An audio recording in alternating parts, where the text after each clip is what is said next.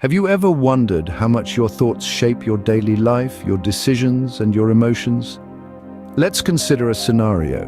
Picture you've been invited to a social gathering. The thought of attending brings up a storm of negativity. What if it's too crowded? What if the conversations run dry? What if it's just a disaster waiting to happen? These thoughts, seemingly harmless, rapidly multiply, and soon enough you find yourself declining the invitation. Welcome to the world of automatic negative thoughts, or ANTs for short. These are involuntary, repetitive thoughts that influence our outlook on life. They are the whispers that underscore our fears, the shadows that darken our optimism, the chains that bind us to anxiety and distress. Ants are like the puppet masters, pulling the strings from behind the curtain. They intensify our emotions, often leading us to make decisions that may not be in our best interest. Think about it. You've just skipped a social event, not due to a genuine conflict, but because an ant insisted it would be a disaster. You've missed out on potential opportunities, connections, and experiences. You've withdrawn into a cocoon of isolation, all due to the persuasive power of these unseen tormentors. The thing about ants is that they are often unnoticed. They're sneaky, creeping into our minds and settling there like unwanted guests. They shape our perceptions, mold our emotions, and guide our actions subtly yet persistently. They are the invisible architects of our reality, constructing a fortress of fear and doubt that barricades us from the world outside. But the most insidious aspect of these ants is their propensity to perpetuate a cycle of anxiety and depression. They feed on our insecurities, amplify our fears, and entrench us in a state of perpetual worry and desolation. They are the invisible tormentors that hold us captive in our minds, dictating our actions and shaping our lives. These invisible tormentors, these ants, can have a profound impact on our lives, often leading to anxiety and depression. But remember, knowledge is the first step towards change. As we delve deeper into this journey, we'll uncover the power of these tormentors and equip ourselves with the tools to regain control over our emotions and life. But how exactly do these ants perpetuate the anxiety cycle? That's the question we're about to answer.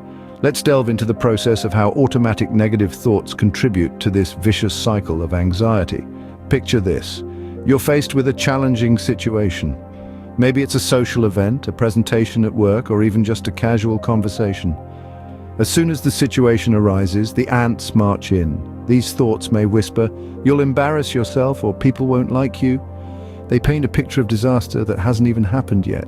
These thoughts, as unrealistic as they may be, trigger a wave of anxiety. You feel tense, your heart races, and your palms get sweaty. It's your body's natural response to perceived danger, even if that danger is merely a figment of your imagination. Now, here's where the cycle begins. To escape this discomfort, you may engage in avoidance behavior. You skip that social event, postpone the presentation, or dodge the conversation. In the short term, this avoidance brings relief. Your heart rate slows, the tension eases, and you feel safe again. But here's the catch. This relief reinforces the negative thoughts. You've essentially told your brain, "See, it was a disaster waiting to happen. Good thing we avoided it." This confirmation strengthens the ants, making them even more likely to surface in the future. And so the next time you face a similar situation, the ants are ready and waiting. They're louder and more convincing. The anxiety returns, stronger this time, and the urge to avoid is even greater. The more you succumb to this avoidance, the stronger the cycle becomes. This cycle can be incredibly difficult to break. The ants feed off the avoidance, and the avoidance feeds off the ants. It's a self-perpetuating cycle that can leave you feeling trapped in your own mind. The cycle continues, and before we know it, we're caught in a whirlwind of anxiety and despair.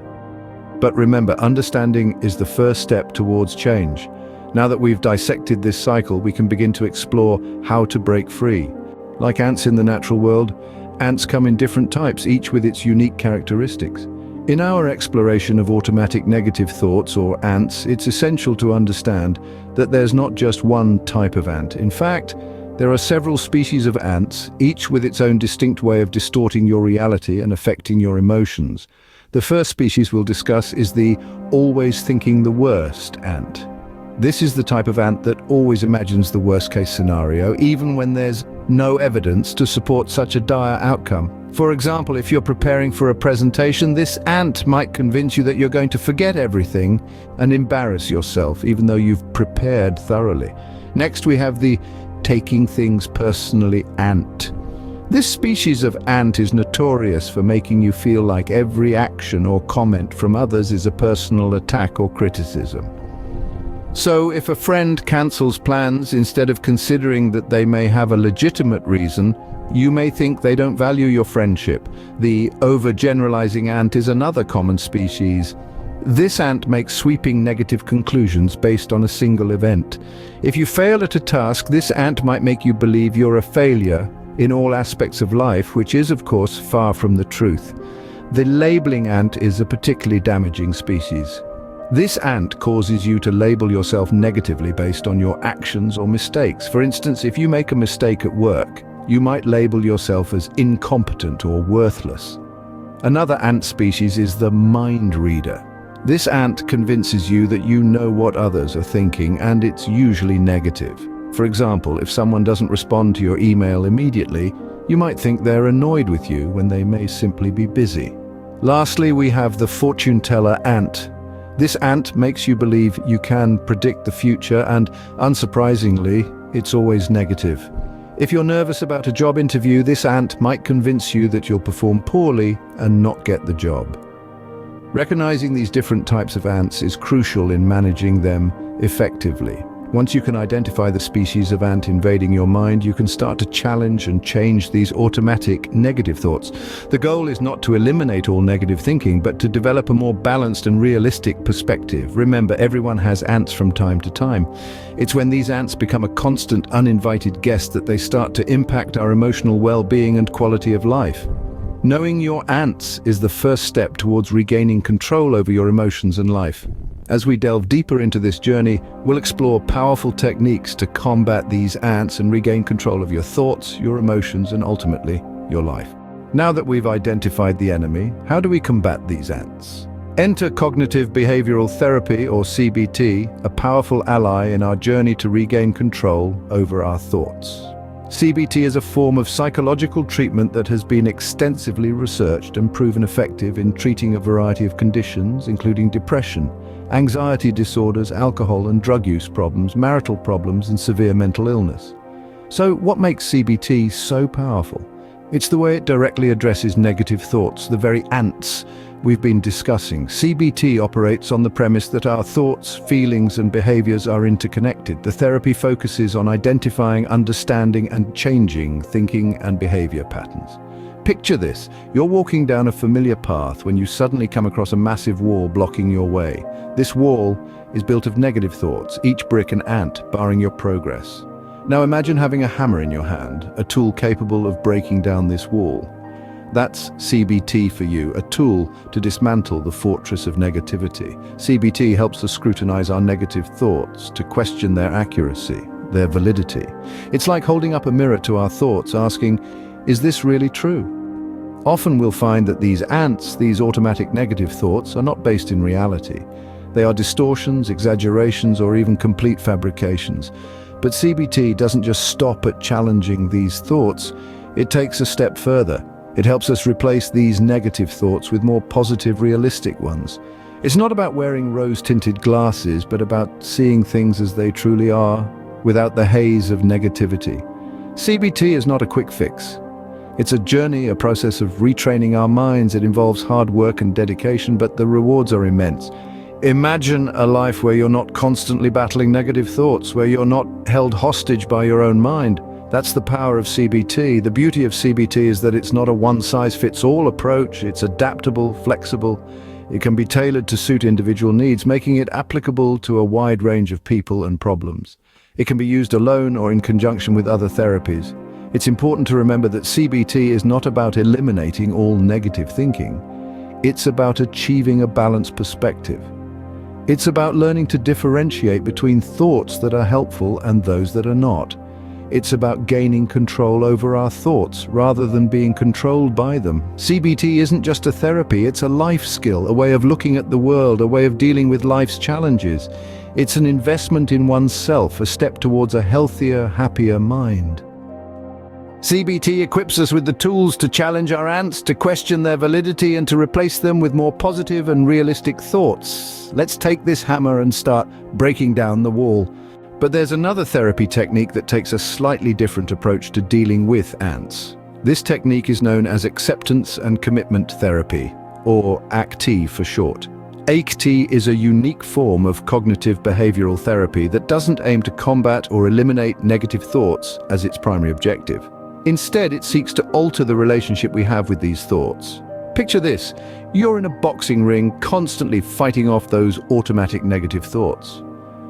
It's exhausting, isn't it? Now imagine stepping out of that ring, sitting on the sidelines and simply observing the thoughts without engaging in a battle with them. That's the essence of ACT. ACT encourages us to accept these negative thoughts as a part of our human experience. It teaches us to see these thoughts for what they truly are. Just thoughts, not facts. They're like clouds passing in the sky of our minds. Sometimes they're dark and stormy, other times they're light and fluffy. But no matter their form or intensity, they're always changing, always moving. But acceptance isn't about resignation or giving up. It's about acknowledging our thoughts and feelings without judgment, without trying to suppress or control them. It's about creating space for more helpful ways of coping. The commitment part of ACT is about taking action that aligns with our personal values and goals. It's about identifying what truly matters to us and committing to actions that move us in that direction. If your ant is telling you that you'll fail at a task, instead of arguing with it or letting it paralyze you, ACT would encourage you to recognize that thought, accept it, and then commit to trying the task anyway, because it aligns with your value of self-improvement or growth. The beauty of ACT is in its simplicity and its emphasis on acceptance and mindfulness. It reminds us that we don't have to be at the mercy of our thoughts. We can observe them, accept them, and then choose to act in ways that are consistent with our values. ACT empowers us to accept our ants as mere thoughts, not facts, and to commit to actions that align with our values. It's been quite a journey through the world of ants, hasn't it? We've navigated the labyrinthine recesses of our minds, uncovering the unseen tormentors that often go unnoticed. Automatic negative thoughts, or ants as we've come to know them, are involuntary repetitive thoughts that can significantly distort our outlook on life. These thoughts, often subtle and seemingly harmless, can intensify our emotions and steer us down a path of detrimental actions. We've identified the different species of these ants. There's the mind reader, who assumes the worst about what others think of us; the fortune teller, who predicts negative outcomes for our future; the catastrophizer, who always expects disaster; the labeler, who assigns harsh labels to ourselves or others; the blamer, who constantly finds fault with others; the personalizer, who assumes responsibility for everything that goes wrong. These ants, as we've discovered, play a pivotal role in perpetuating the anxiety cycle. They can make our fears seem larger than they are, our problems insurmountable, and our joys fleeting. By consistently expecting the worst, we can find ourselves in a state of constant worry and fear, leading to a cycle of anxiety that can be incredibly difficult to break free from. But as we've also learned, it's not all doom and gloom. We've explored the power of cognitive behavioral therapy, or CBT, a technique that helps us to challenge and change these automatic negative thoughts. By identifying our ants, examining the evidence supporting them, and then challenging their validity, we can begin to change our thinking patterns. And then there's acceptance and commitment therapy, or ACT. This approach encourages us to accept our thoughts and feelings rather than fight them, and to commit to making changes in our behavior that align with our values. It's about living a full and meaningful life while accepting the pain that inevitably comes with it. So, what does all this mean? It means that while ants are powerful, they don't have to control our lives. Recognizing these thoughts for what they are and using the right tools to manage them can give us back control over our emotions and our lives. We've taken a journey through the narrative of the unseen force propelling anxiety and depression, and we've come out the other side with practical tools to regain control. But remember, this is just the beginning. Awareness is the first step, but the journey to change is a continuous one. Remember, ants may be powerful, but with the right tools, you have the power to control them. So empower yourself, believe in your strength, and achieve a life free from the grip of ants.